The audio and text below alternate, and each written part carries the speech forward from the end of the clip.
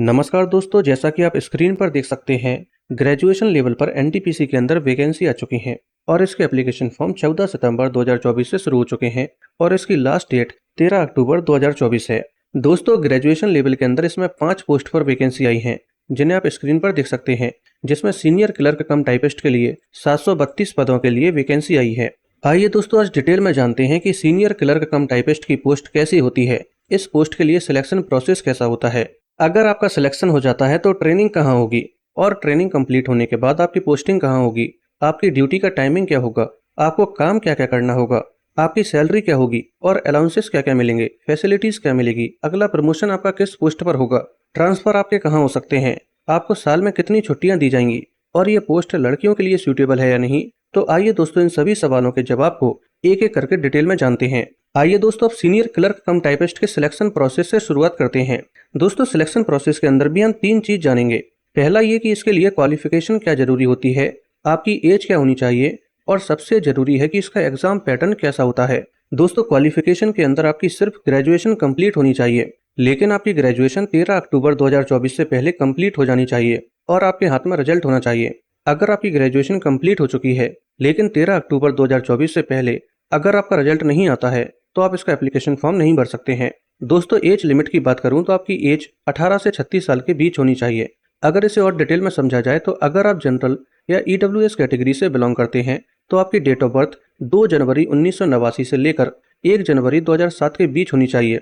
अगर आप ओबीसी में नॉन क्रीमी लेयर से बिलोंग करते हैं तो आपकी डेट ऑफ बर्थ 2 जनवरी 1986 से लेकर 1 जनवरी 2007 के बीच होनी चाहिए। और अगर आप एससी एसटी से बिलोंग करते हैं तो आपकी डेट ऑफ बर्थ 2 जनवरी 1984 से लेकर 1 जनवरी 2007 के बीच होनी चाहिए, तो ही आप इसका एप्लीकेशन फॉर्म भर सकते हैं। दोस्तों, ये जो आपकी एज लिमिट है 18 से 36 साल, इसके अलावा भी आपको एज रिलैक्सेशन दिया जाता है। जैसे कि अगर आप ओबीसी में नॉन क्रीमी लेयर से बिलोंग करते हैं तो आपको 3 साल एक्स्ट्रा दिए जाएंगे, यानी कि अगर आप 36 साल के हैं तो आपको 3 साल और एक्स्ट्रा दिए जाएंगे, यानी कि आप 39 साल तक इसका एप्लीकेशन फॉर्म भर सकते हैं। ऐसे ही बाकी कैटेगरीज में भी एज रिलैक्सेशन दिया जाता है, आप टेबल में देख सकते हैं। दोस्तों, वैसे तो आपकी एज लिमिट 18 से 33 साल के बीच होती है, जिसे आप टेबल में देख सकते हैं, लेकिन कोविड-19 की वजह से इस बार आपको 3 साल एक्स्ट्रा दिए जा रहे हैं, तो इसलिए आपकी मैक्सिमम एज लिमिट 36 साल है। और इसके अलावा अगर आप ओबीसी, एससी, एसटी या बाकी किसी कैटेगरी से बिलोंग करते हैं तो आपको एज में रिलैक्सेशन भी दिया जाता है, जिसे मैंने आपको बता दिया है। आइए अब इसका एग्जाम पैटर्न और समझ लेते हैं। दोस्तों, ये एग्जाम 3 स्टेज में होता है। स्टेज 1 और स्टेज 2 में सीबीटी यानी कि कंप्यूटर बेस्ड टेस्ट होता है और स्टेज 3 में आपका टाइपिंग स्किल टेस्ट होता है। दोस्तों, पहली स्टेज पर आपका 100 नंबर का एग्जाम होगा, जिसमें आपको केवल 90 मिनट का समय दिया जाएगा और हर एक क्वेश्चन 1 नंबर का होगा, जिसमें से 40 क्वेश्चन आपके जीएस के होंगे, 30 क्वेश्चन मैथ के होंगे और 30 क्वेश्चन रीजनिंग के होंगे। और यहाँ पर आपको 1/3 की नेगेटिव मार्किंग भी देखने को मिलेगी, यानी कि अगर आप 3 क्वेश्चंस गलत कर देते हैं तो आपका एक सही आंसर भी गलत कर दिया जाएगा। दोस्तों, जैसे ही आप पहली स्टेज को क्लियर कर लेंगे, इसके बाद दूसरी स्टेज पर फिर से आपका सीबीटी होगा और इस बार ये 120 नंबर का होगा, लेकिन आपको पहले की तरह ही 90 मिनट का समय दिया जाएगा। इसमें 50 क्वेश्चन जीएस के होंगे, 35 क्वेश्चन मैथ के होंगे और 35 क्वेश्चन रीजनिंग के होंगे और इसमें भी 1/3 की नेगेटिव मार्किंग होगी। दोस्तों, सीबीटी सेकंड के बाद आपका टाइपिंग स्किल टेस्ट होता है, जो सिर्फ क्वालिफाइंग नेचर का होता है, यानी कि आपको बस इसे पास करना होता है। इसके मार्क्स वगैरह मेरिट में नहीं जोड़े जाते हैं। यहाँ पर आपको 2 ऑप्शन दिए जाते हैं, या तो आप हिंदी में टाइपिंग कर सकते हैं या इंग्लिश में टाइपिंग कर सकते हैं। अगर आप इंग्लिश में टाइपिंग करते हैं तो आपकी टाइपिंग स्पीड 30 वर्ड्स पर मिनट होनी चाहिए और हिंदी में करते हैं तो 25 शब्द पर मिनट होनी चाहिए। अगर आप हिंदी में टाइपिंग करते हैं तो आपको कृति देव या मंगल फॉन्ट का इस्तेमाल करना होगा और ये टाइपिंग स्किल टेस्ट 10 मिनट का होगा। दोस्तों, इसके बाद आपका डॉक्यूमेंट वेरिफिकेशन होगा और डॉक्यूमेंट वेरिफिकेशन के बाद आपका मेडिकल एग्जामिनेशन होगा, जो C2 स्टैंडर्ड का होता है। जिस दिन आपका डॉक्यूमेंट वेरिफिकेशन होगा उसके अगले दिन आपको एक मेडिकल स्लिप दी जाएगी, जो 24 रुपए की होती है। इसके बाद आपको रेलवे हॉस्पिटल में भेज दिया जाएगा। यहाँ पर आपका मेडिकल एग्जामिनेशन होगा, जिसमें आपका डिस्टेंट विजन 6/12 का विद और विदाउट ग्लासेस होना चाहिए और नियर विजन 0.6 विद और विदाउट ग्लासेस होना चाहिए। दोस्तों, इसके बाद फाइनली आपकी मेरिट बनेगी और आपकी मेरिट जो स्टेज 2 में सीबीटी हुआ था, जो 120 नंबर का था, इसी से बनेगी। दोस्तों, अगर आपका फाइनली सिलेक्शन हो जाता है तो इसके बाद आपकी ट्रेनिंग होती है, जो 21 दिन की होती है और ट्रेनिंग के लिए आपको ZRTI यानी कि जोनल रेलवे ट्रेनिंग इंस्टीट्यूट में भेजा जाएगा। ट्रेनिंग के दौरान आपकी सैलरी बेसिक प्लस डीए को मिलाकर लगभग 43,800 रुपए होती है। दोस्तों, आइए अब बात करते हैं कि आपकी पोस्टिंग कहाँ होगी और ड्यूटी की टाइमिंग क्या होगी। दोस्तों यहाँ पर आपकी पोस्टिंग मेनली एक्स या वाई सिटी में होती है। जहाँ बड़े स्टेशन या जंक्शन होते हैं वहाँ आपकी पोस्टिंग होती है।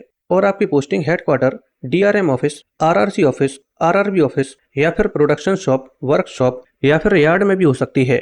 इसके अलावा अगर मैं ड्यूटी टाइम की बात करूँ तो आपका फिक्स टाइम होता है, कोई शिफ्ट जॉब नहीं होती है। अगर आपकी duty headquarter, DRM office, RRC office या फिर आरआरबी ऑफिस में होती है तो आपकी ड्यूटी का टाइमिंग सुबह के 9 बजे से लेकर शाम के 5:30 बजे तक का होता है। और मंडे टू फ्राइडे आपको काम करना होता है, सैटरडे संडे आपको ऑफ मिलता है। और अगर आपकी ड्यूटी प्रोडक्शन शॉप, वर्कशॉप या फिर यार्ड में होती है तो आपकी ड्यूटी का टाइमिंग सुबह के 9 बजे से लेकर शाम के 5 बजे तक होता है। और मंडे टू सैटरडे आपको काम करना होता है और संडे आपको ऑफ मिलता है। आइए दोस्तों अब जानते हैं कि अगर आपका सिलेक्शन सीनियर क्लर्क कम टाइपिस्ट के पद पर हो जाता है तो आपको काम क्या करना होता है, यानी कि सीनियर क्लर्क कम टाइपिस्ट की जॉब प्रोफाइल क्या होती है। दोस्तों यहाँ पर डिपेंड करता है कि आपकी पोस्टिंग किस डिपार्टमेंट में और किस सीट पर हो रही है, उसके अकॉर्डिंग आपको काम करना होता है। जैसे कि मान लीजिए आपकी पोस्टिंग हेडक्वार्टर या डीआरएम ऑफिस में होती है तो यहाँ पर कई सारी सीट होती हैं, जैसे कि salary, data entry, transfer seat या फिर रिटायरमेंट सीट। अगर आपकी पोस्टिंग सैलरी सीट के अंदर होती है तो आपको रेलवे एम्प्लॉइज की सैलरी रिसिप्ट बनानी होती है। डेटा एंट्री के अंदर आपको सारे कमर्शियल रिकॉर्ड्स रखने होते हैं। यहाँ पर आपका काम सुपरविजन का होता है। आपके अंडर में जूनियर अकाउंट असिस्टेंट कम टाइपिस्ट होते हैं जो आपको असिस्ट करते हैं। ट्रांसफर सीट के अंदर जो म्यूचुअल ट्रांसफर होते हैं, यानी कि एम्प्लॉइज अपनी सीट एक्सचेंज करते हैं। जैसे कोई डेटा एंट्री में है तो अब वो रिटायरमेंट सीट पर जा रहा है, या कोई ट्रांसफर में है तो अब वो सैलरी में आ रहा है, तो ये सब आपको देखना होता है। इसके अलावा रिटायरमेंट सीट भी होती है। इसके अंदर आपको जो एम्प्लॉइज रिटायर होने वाले हैं उनकी फाइल बनानी होती है। रिटायरमेंट के बाद उनको प्रॉपर पेंशन आ रही है या नहीं आ रही है, वो सब आपको देखना होता है। अगर आपकी पोस्टिंग आरआरबी या आरआरसी ऑफिस में होती है तो यहाँ पर आपको देखना होता है कि अभी रेलवे में कितनी वैकेंसी खाली हैं और कितने पदों पर भर्ती हो चुकी है। तो ये सारा डेटा आपको आरआरबी बोर्ड को भेजना होता है। इसके अलावा जो नोटिफिकेशन पब्लिश होते हैं वो टाइम पर पब्लिश हो रहे हैं या नहीं, ये सब आपको देखना होता है, जिसमें सारी डिटेल्स होती है कि रेलवे की किस वैकेंसी को किसके साथ मर्ज कर दिया गया है, या कोई नई वैकेंसी आ रही है तो वो कब तक आएगी। अगर आपकी पोस्टिंग प्रोडक्शन यूनिट या फिर यार्ड में होती है तो यहाँ पर आपको सैलरी वर्क करना होता है। जो एम्प्लॉइज नाइट ड्यूटी कर रहे हों उनका रिकॉर्ड रखना होता है। उस हिसाब से फिर उनका नाइट ड्यूटी अलाउंस बनता है और एम्प्लॉइज का डेटा रिकॉर्ड रखना होता है। आइए दोस्तों अब बात करते हैं कि आपकी सैलरी क्या होगी और अलाउंसेस क्या क्या मिलेंगे। दोस्तों सीनियर क्लर्क कम टाइपिस्ट लेवल 5 की पोस्ट है जिसका ग्रेड पे 2800 है, यानी कि आपकी बेसिक सैलरी 29,200 रुपए होगी। इसके बाद आपको डियरनेस अलाउंस यानी कि डीए दिया जाएगा जो सैलरी का 50% होता है, यानी कि 14,600 रुपए।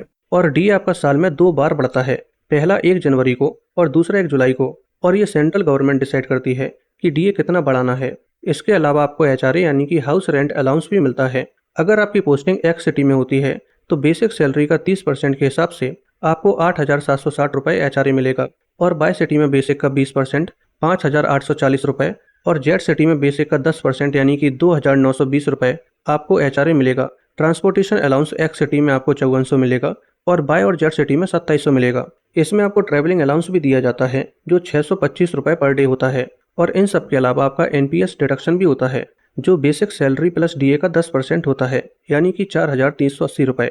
तो इस तरीके से अगर आपकी पोस्टिंग एक्स सिटी में होती है तो आपकी इन हैंड सैलरी 53,580 रुपये होगी, बाय सिटी में 47,960 रुपये और जेड सिटी में आपकी सैलरी 45,040 रुपये होगी। आइए दोस्तों अब जानते हैं कि आपको छुट्टियां कितनी मिलेंगी और ट्रांसफ़र का क्या सीन है। दोस्तों सबसे पहले तो आपको एलएपी मिलती हैं जिसे लीव ऑन एवरेज पे बोलते हैं। ये आपको साल में 30 मिलती हैं। इसके अलावा आपको 20 एलएचएपी मिलती हैं जिन्हें लीव ऑन हाफ एवरेज पे बोलते हैं। इसे आम भाषा में मेडिकल लीव बोलते हैं। इसके अलावा 10 सीएल यानी कि कैजुअल लीव मिलती हैं और लगभग 16 नेशनल हॉलीडेज मिलते हैं। दोस्तों इसके अलावा ट्रांसफ़र की बात करें तो आपके 3 से 4 साल में ट्रांसफ़र होते रहते हैं जिन्हें रेलवे एडमिनिस्ट्रेशन करता है। इसमें आपकी सीट चेंज होती रहती है, जैसे कि अगर आप सैलरी में हैं तो आपको ट्रांसफ़र सीट पर भेज दिया जाएगा, या फिर आप डेटा एंट्री में हैं तो आपको रिटायरमेंट सीट पर भेज दिया जाएगा। इसके अलावा आपके स्टेशंस भी चेंज होते रहते हैं और अगर आपकी ड्यूटी यार्ड में है, प्रोडक्शन यूनिट में है तो इसके अंदर भी आपके ट्रांसफ़र होते रहते हैं।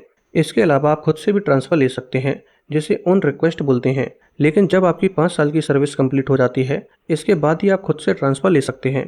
इसके अलावा म्यूचुअल ट्रांसफ़र होते हैं और आपके ट्रांसफ़र स्पाउस ग्राउंड पर भी होते हैं, जैसे कि आपकी वाइफ या हस्बैंड रेलवे में है, स्टेट गवर्नमेंट में है या पीएसयू वगैरह में है तो आपका ट्रांसफ़र आसानी से हो जाता है। आइए दोस्तों अब बात करते हैं कि अगर आपका सिलेक्शन सीनियर क्लर्क कम टाइपिस्ट के पद पर हो जाता है तो आपको फैसिलिटीज क्या दी जाएंगी। सबसे पहले तो आपको एक रेलवे क्वार्टर दिया जाएगा जो टाइप 3 का होगा और ये अच्छा खासा रहता है। इसके अलावा आपको और आपकी डिपेंडेंट फैमिली मेंबर को रेलवे हॉस्पिटल की सुविधा दी जाएगी। रेलवे ग्राउंड की सुविधा भी दी जाएगी जहां पर आप टहल सकते हैं, एक्सरसाइज वगैरह कर सकते हैं।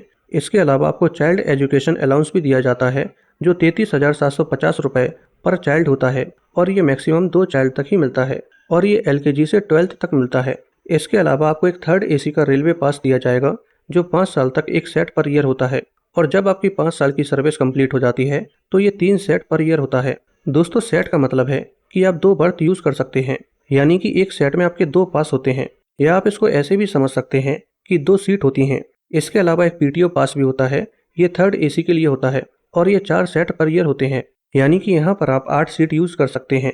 दोस्तों ये PTO पास के अंदर आपका 1/3 किराया लगता है। जैसे अगर 3rd AC का किराया 900 रुपये है तो आपको सिर्फ 300 रुपये देने हैं। इसके अलावा अगर आपके बच्चे हेडक्वार्टर से दूर कहीं दूसरी जगह पढ़ने जाते हैं तो रेलवे आपके बच्चों के स्कूल कॉलेज आने जाने के लिए भी पास प्रोवाइड करवाता है। इन सब के अलावा आपको दिवाली बोनस भी दिया जाता है जो लगभग 17,951 रुपये होता है। आइए दोस्तों अब बात करते हैं कि इसमें प्रमोशन कैसे होता है और कितने समय बाद होता है और किस पद पर होता है। दोस्तों सबसे पहले आपकी पोस्टिंग 2800 ग्रेड पे पर होती है, लेकिन 4 से 5 साल के अंदर आपका प्रमोशन हो जाता है और आप 4200 ग्रेड पे पर पहुंच जाते हैं। यहाँ पर आप OS यानी कि ऑफिस सुपरिटेंडेंट बनते हैं। इसके बाद आपको 5 से 10 साल मिनिमम लगते हैं 4600 ग्रेड पे पर जाने के लिए, जहाँ पर आप चीफ ऑफिस सुपरिटेंडेंट बनते हैं। इसके बाद 4800 ग्रेड पे पर आप APO यानी कि असिस्टेंट पर्सनल ऑफिसर बनते हैं। इसके बाद 5400 ग्रेड पे पर आप DPO यानी कि डिविजनल पर्सनल ऑफिसर बनते हैं और ये लगभग आखिरी प्रमोशन रहता है और बहुत ही कम लोग सीनियर DPO तक पहुंच पाते हैं क्योंकि ये पोस्ट मेनली UPSC के थ्रू आती है। आइए दोस्तों अब बात करते हैं कि ये जॉब फीमेल के लिए कैसी होती है। तो जैसा कि मैंने आपको बताया है, यहाँ पर बहुत ज़्यादा वर्कलोड नहीं रहता है। आपकी 9 to 5 जॉब होती है, आपको छुट्टियाँ दी जाती हैं और सैटरडे संडे भी आपका ऑफ रहता है। दोस्तों अगर आपको ये वीडियो पसंद आई हो तो वीडियो को लाइक करके चैनल को सब्सक्राइब कर लीजिए।